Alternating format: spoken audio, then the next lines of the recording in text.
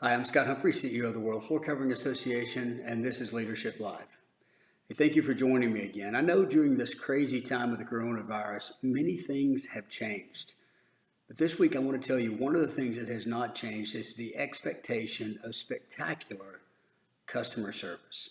In fact, it may be heightened. That expectation may be even greater because consumers have limited who they're willing to interact with. If they give you the opportunity to interact with them, you must make the most of that. Not only is your reputation as an individual on the line, but also the business, the family, the community, the church that you represent. So I challenge you to make customer service opportunities matter. Today I walked into a business establishment just by happenstance, and I had an interaction that I needed to have, but the lady behind the desk was busy. She didn't even look up at me.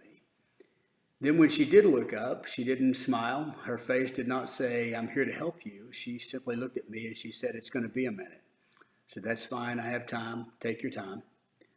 She then continued to work on her paper transaction on the computer until the phone rang. Now, one of my principles of business and customer service has always been that if someone is there physically in front of you, you address them and deal with them first. She goes on to have a 5-minute phone conversation. She ends the conversation by saying, "I'm dealing with somebody right now. Could I get back to you?" Puts that person on hold, and I think, okay, it's my turn. But it's not my turn because she didn't come to me. She actually went back to the paper transaction that she was having before, and then 5 minutes later went back to the phone and helped to set a scheduled date for them. The whole time I'm sitting there waiting on my opportunity. Finally, being a type A personality and not really patient in the first place, I stand up to let her know I need help. I never got it. Another lady came out from the back and asked if she could help me, and she did. But my initial interaction was with someone who had no focus on customer service. Do you think I would go back there if that were the only interaction I had? No. Years ago, my son and I, he was very small at the time, maybe 4 or 5 years old, it was around Christmas, and we were going in to find something for my wife, for his mom. And we go into a JCPenney, and I said, "Well, son, I'm not really sure where to find that. Let's get somebody to help us." And I motioned toward a lady who's standing across the way, and he said, "Oh, Daddy, don't get her to help us." And I said, "What do you mean?" He said, "Daddy, she has a no face."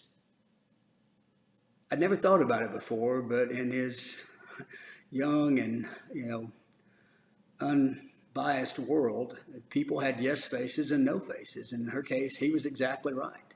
Nothing about her face said, "I am here to help you." Everything about it said, "I'm here to do a job. Don't bother me."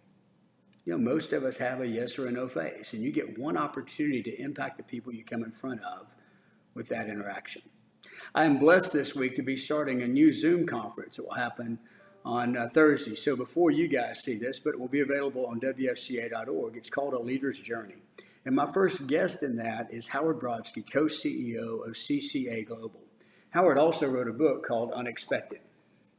I love this book. You can see I've got tabs in it, I've highlighted, but I wanted to share with you one story in this that relates to good customer service. And it's a story that really deals with going above and beyond. He says on page 106, treating customers like family and finding ways to ensure you're going above and beyond for them by delivering the unexpected can be a magical experience that provides immeasurable satisfaction.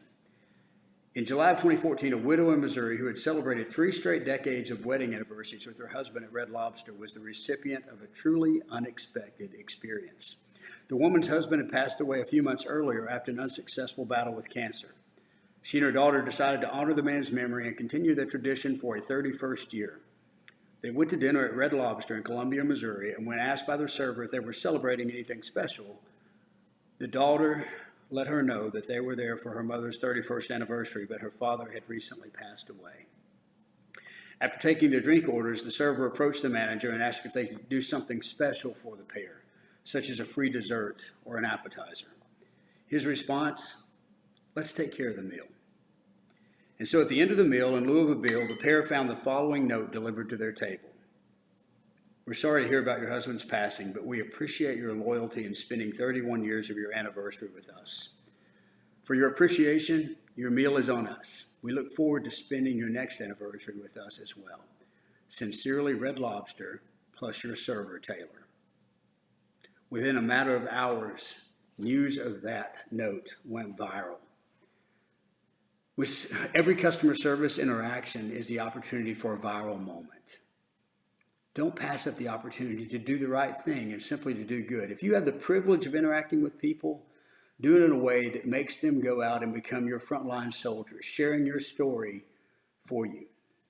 When you get customer service right, you begin to understand the basic foundation of leadership. Then you can go out there and lead.